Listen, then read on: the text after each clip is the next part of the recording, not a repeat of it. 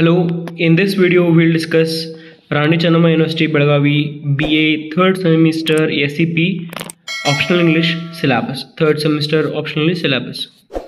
So I have already made videos on political science, history, sociology, basic Kannada, basic English. So now in this video we'll discuss about optional English paper. So ಮೊದಲಿಗೆ ನಿಮ್ಗೆ ಏನೈತಪ್ಪ ಅಂದ್ರೆ unit number 1 ಒಳಗೆ British literature. So British literature ನಿಮ್ಗೆ already first sem ಮತ್ತು second sem ಒಳಗೆ ಕಲ್ತೀರಿ. ಅಲ್ಲಿ second semester ಆಗಲಿ third semester Alexander Pope age ಕಲ್ತಿರ್ಬಂದು ನ್ಯೂ ಕ್ಲಾಸಿಕಲ್ ಏಜ್ ಮಟ್ಟ ಕಲ್ತಿರ್ತೀರಿ. ಈಗ ಏನಪ್ಪ ಅಂತಂದ್ರೆ ನಿಮ್ಗೆ ಬ್ರಿಟಿಷ್ ಲಿಟ್ರೇಚರ್ ಒಳಗೆ ದಟ್ ಈಸ್ ಯೂನಿಟ್ ನಂಬರ್ 1 ಒಳಗೆ you have got romantic age. Romantic age ಯಾವಾಗ ಸ್ಟಾರ್ಟ್ ಆತಂದ್ರೆ 1798 with the publication of lyrical ballads by William Wordsworth and S T ಕಾಲ್ರಿಡ್ಜ್. So 1798 ಅಥವಾ 1800 ಅಂತ ಹೇಳಿ ನಾವು ಕನ್ಸಿಡರ್ ಮಾಡ್ತೀವಿ. 1800 ಅಂತಂದು ಹೇಳಿ 1800. ಸೊ ಅದು romantic age. It marks the beginning of romantic age. So romantic age ಆದ ನಂತರ ರೊಮ್ಯಾಂಟಿಕ್ ಪೊಯೆಟ್ರಿ ಅದ್ರೊಳಗೆ ಬರ್ತೈತೆ. ರೊಮ್ಯಾಂಟಿಕ್ ಏಜ್ ಒಳಗೆ ರೊಮ್ಯಾಂಟಿಕ್ ಪೊಯೆಟ್ರಿ, ರೊಮ್ಯಾಂಟಿಕ್ ಪ್ರೋಸ್ ಅಂತ ಹೇಳಿ. ಸೊ ನೆಕ್ಸ್ಟ್ ಏನಪ್ಪ ಅಂತಂದ್ರೆ you have got development of novel in romantic age. Novel ಹೆಂಗೆ ಡೆವಲಪ್ಮೆಂಟ್ ಆಯಿತು ಅನ್ನೋದ್ರ ಬಗ್ಗೆ ನೋಡ್ಬೇಕು ನಾವಿಲ್ಲಿ. ಸೊ ನೀವು ನ್ಯೂ ಕ್ಲಾಸಿಕಲ್ ಏಜ್ ಆದ ನಂತರ ಅಲ್ಲಿ 4 ವೀಲ್ಸ್ ಆಫ್ ನಾವೆಲ್ಸ್ ಬಂದಿರ್ತಾರೆ. ರಿಚರ್ಡ್ಸನ್ ಆಮೇಲೆ ಇನ್ನು ಉಳಿದ 3 ಜನ. ಸೊ ಅವ್ರು ಏನಪ್ಪ ಅಂದ್ರೆ ಅವ್ರು ತಳಪಾಯ್ತು ಅಂತ ಹೇಳ್ಬೋದು ನಾವು. ಅದಾದ ನಂತರ ರೊಮ್ಯಾಂಟಿಕ್ ಏಜ್ ಒಳಗೆ ಹೆಂಗೆ ಬೆಳವಣಿಗೆ ಆಯ್ತು, ಇಲ್ಲಿ ಜೇನ್ ಅಸ್ಟಿನ್ ಅನ್ನೋ ವುಮೆನ್ ನಾವೆಲಿಸ್ಟ್ ಬರ್ತಾಳೆ. ಸೊ ಅದನ್ನು ನೀವು ಅಲ್ಲಿ ಎಕ್ಸ್ಪ್ಲೇನ್ ಮಾಡಬೇಕಾಗ್ತದೆ ಅಷ್ಟೇ. ಓಕೆ, ನಿಮ್ಮ ಸರ್ಗಳು ನಿಮ್ಮ ಆಪ್ಷನಲ್ ಇಂಗ್ಲೀಷ್ ಕ್ಲಾಸ್ದಾಗ ಕಲಿಸ್ತಾರೆ ನಿಮ್ಗೆ ಅದನ್ನು.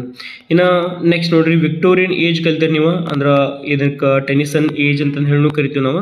ಮೋಸ್ಟ್ ಪ್ರೊಬೆಬಲಿ ಅದಕ್ಕೆ ಅಂತಾರ, ಯಾಕಂದ್ರೆ ಭಾಳ ಫೇಮಸ್ ಇದಾವ. ಸೊ ವಿಕ್ಟೋರಿಯನ್ ಏಜ್ ಅದ್ರಿ Victorian poetry, Victorian novel, Victorian prose. Again Victorian poetry ಒಳಗೆ ನಮ್ಮ ಯಾರು ಲಾರ್ಡ್ ಟೆನಿಸನ್ ಆಗಿರ್ಬೋದು, ಆಮೇಲೆ ಮ್ಯಾಥ್ಯೂ ಅರ್ನಾಲ್ಡ್ ಆಗಿರ್ಬೋದು, ರಾಬರ್ಟ್ ಬ್ರೌನಿಂಗ್ ಆಗಿರ್ಬೋದು. ಸೊ ಇವ್ರು ರೈಟರ್ಸ್ ಬರ್ತಾರೆ. ಆಮೇಲೆ ವಿಕ್ಟೋರಿಯನ್ ನಾವೆಲ್ ಒಳಗೆ ಮತ್ತು ನಿಮಗಲ್ಲಿ ಟೈಪ್ಸ್ ಆಫ್ ನಾವೆಲ್ಸ್ ಅಂತ ಹೇಳಿ ಕೇಳ್ತಾರೆ ಕ್ವಶನ್. ಟೈಪ್ಸ್ ಆಫ್ ನಾವೆಲ್ ಅಂದ್ರೆ ಡಿವೈಡ್ ಆಗ್ತದೆ. ಈ ಟೈಪ್ಸ್ ಆಫ್ ನಾವೆಲ್ಸ್ ಬರ್ತಾವೆ. ಒರಿಜಿನಲ್ ನಾವೆಲ್ ಆಗಿರ್ಬೋದು, ಆಮೇಲೆ ಡಿಫ್ರೆಂಟ್ ವುಮೆನ್ ನಾವೆಲಿಸ್ಟ್ಸ್ ಬರ್ತಾರೆ ಇಲ್ಲಿ. ಸೊ ವುಮೆನ್ ನಾವೆಲಿಸ್ಟ್ ಯಾರು ಅನ್ನೋದ್ರ ಬಗ್ಗೆ ಬರೀಬೇಕು. ಆಮೇಲೆ different social novels, regional novels ಅಂತ ಹೇಳಿ ಡಿವೈಡ್ ಹಾಕೊಂಡು ಹೋಗ್ತಾರೆ. ಟೋಟಲ್ 4 ನೈಟಾಗಿ ಬರ್ತಾರೆ, ಅದನ್ನು ನೋಡ್ರಿ ಅಂತ. ಓಕೆ, ನೆಕ್ಸ್ಟ್ ವಿಕ್ಟೋರಿಯನ್ ಪ್ರೋಸ್ ರೀ. ವಿಕ್ಟೋರಿಯನ್ ಪ್ರೋಸ್ ಗದ್ಯಗಳು ಯಾವ ಬರ್ತಾವೆ ಅಂತ ಹೇಳಿ. Next is unit number 2 poetry. ನಿಮಗೆ ಏನಪ್ಪ ಅಂದ್ರೆ you have got 7 poems my dear students. First one is Tintern Abbey by William Wordsworth, Christabella by S T Coleridge, Ode on a Grecian Urn by John Keats, To a Skylark by P.B. Shelley. Fifth one is The Last Duchess by Robert Browning, Ulysses by Alfred Lord Tennyson, Dover Beach by Matthew Arnold. So these are the 7 poems which you have got. And finally in unit number 3 you have got novel which is Silas Mariner. So it is written by George Eliot. George Eliot ಅನುಗುಡ್ದ ಹೆಸರು, George Eliot ಹೆಸರು ಕೇಳಿ ನಿಮ್ಗೆ ಏನು ಅನ್ಸುತ್ತಪ್ಪ ಅಂದ್ರೆ ಯಾರೋ ಹುಡುಗ ಅಂತ ಅನ್ಕೊಂಡಿರ್ಬೋದು ನೀವು. No my dear students, it is Mary Ann Evans. So Victorian age ಒಳಗೆ ಇರ್ಬೋದು, ಅದಕ್ಕಿಂತ ಮುಂಚೆ ಆಗಿರ್ಬೋದು. ಏನಪ್ಪ ಅಂತಂದ್ರೆ ಮಹಿಳೆಯರ ಬರವಣಿಗೆಗೆ ಅಷ್ಟು ಆದ್ಯತೆ ಬ್ರಿಟಿಷ್ ಅಂದ್ರೆ ನಮ್ಮ ಬರೇ ಭಾರತದೊಳಗೆ ಅಷ್ಟಲ್ಲ, ಇಂಗ್ಲೆಂಡ್ ಒಳಗೂ ಮಹಿಳೆಯರಿಗೆ ಒಂದು ಉಚ್ಚ ಸ್ಥಾನಮಾನ ಕೊಟ್ಟಿರಂಗಿಲ್ಲ. ಸೊ ಇಲ್ಲಿ ಈ ಜಾರ್ಜ್ ಇಲಿಯಟ್ ಅವರು ಒಂದು ವರ್ಕ್ಸ್ ಫೇಮಸ್ ಆಗಬೇಕಪ್ಪ ಅಂತಂದ್ರೆ ಅವ್ರು ಏನು ಮಾಡ್ತಾರಂದ್ರೆ ಒಂದು ಹುಡುಗನ ಹೆಸರು ಮೇಲೆ ಅವರು ನಾವೆಲ್ಸನ್ನ ಬರೆಯೋಕ್ಕೆ ಸ್ಟಾರ್ಟ್ ಮಾಡ್ತಾರೆ. ಅವ್ರ ಒರಿಜಿನಲ್ ಹೆಸರು ಮೇರಿ ಆ್ಯನ್ ಇವನ್ಸ್ ಅಂತೇಳಿ. Silas Marner. Okay, 3. So this is the syllabus for you. Silas Marner by George Eliot. ಆಮೇಲೆ ವಿಕ್ಟೋರಿಯನ್ ಪೊಯೆಟ್ರಿ ಒಳಗೆ ಇವಿಷ್ಟು ಪೊಯಮ್ಸ್ಗಳು ಬರ್ತಾವೆ. ನಿಮ್ಗೆ ಗೊತ್ತಿರಲಿ ಇವು ಅಷ್ಟು ಪೊಯಮ್ಸ್ ಯಾವುದಪ್ಪ ಅಂತಂದ್ರೆ ನಿಮ್ಗೆ ವಿಕ್ಟೋರಿಯನ್ ಮತ್ತು ರೊಮ್ಯಾಂಟಿಕ್ ಏಜ್ ಒಳಗೆ ಬರುವಂಥ ಪೊಯಮ್ಸ್ಗಳನ್ನ ನಾವು ನೆನ್ಪಿಟ್ಕೊರಿ. ಅದನ್ನು ವಿಲಿಯಂ ವರ್ಡ್ಸ್ವರ್ತ್ ಅಲ್ಲೇ ಬರ್ತಾನೆ ರೀ.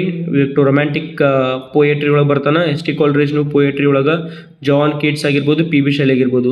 ಮೇಲಿನ 2 ಮಂದಿ ಫಸ್ಟ್ ಜನ್ರೇಷನ್ ಪೊಯೆಟ್ಸ್ ಒಳಗೆ ಬರ್ತಾರೆ. ಆಮೇಲೆ ಓಡನ್ ಗ್ರೇಷನರ್ ಮತ್ತು ಜಾನ್ ಕೀಟ್ಸ್ ಮತ್ತು P.B. ಶೆಲ್ಲಿ ಸೆಕೆಂಡ್ ಜನ್ರೇಷನ್ ಪೊಯೆಟ್ಸ್ ಒಳಗೆ ಬರ್ತಾರೆ ಇಲ್ಲಿ ರೊಮ್ಯಾಂಟಿಕ್ ಏಜ್ ಒಳಗೆ. ಇನ್ನು ಉಳಿದಂತೆ ಈ ದ ಲಾಸ್ಟ್ ಡಚಸ್ ಆಗಿರ್ಬೋದು, ಯುಲಿಸಸ್, ಆಮೇಲೆ ಡೋವರ್ ಬೀಚ್, ಇವರು 3 ಜನ ಏನಪ್ಪ ಅಂತಂದ್ರೆ ವಿಕ್ಟೋರಿಯನ್ ಪೋಯೆಟ್ ಇರೋ ಬರ್ತಾರೆ, ಅವರು ಪೋಯಮ್ಸ್ಗಳು ನಿಮ್ಗೆ ಬಂದಿದಾವ. ಲಾಸ್ಟ್ ವಿಕ್ಟೋರಿಯನ್ ನಾವೆಲ್ ಒಳಗಿಂದ ಒಂದು ನಾವೆಲ್ ನಿಮ್ಗೆ ಕೊಟ್ಟಿದ್ದಾರೆ, ಅದು ಯಾರ್ದಪ್ಪ ಅಂತಂದ್ರೆ ಜಾರ್ಜ್ ಇಲಿಯಟ್ ಅವರು ಬರೆದಿರುವಂಥ ಸಿಲಾಸ್ ಮರಿನರ್. ಸೊ ಭಾಳಷ್ಟು ಈಸಿ ಸಿಲೆಬಸ್ ಅದ್ರಿ. This is the only syllabus you have got, that is unit 1, unit 2 and unit 3. Yes, I hope you have seen through the syllabus. I hope I've conveyed the proper syllabus matter for you. That's it for today's video, my dear students. If you have liked this video, share with your friends, subscribe to the channel, and once again like this particular video. See you all in the next video, my dear students. Thank you.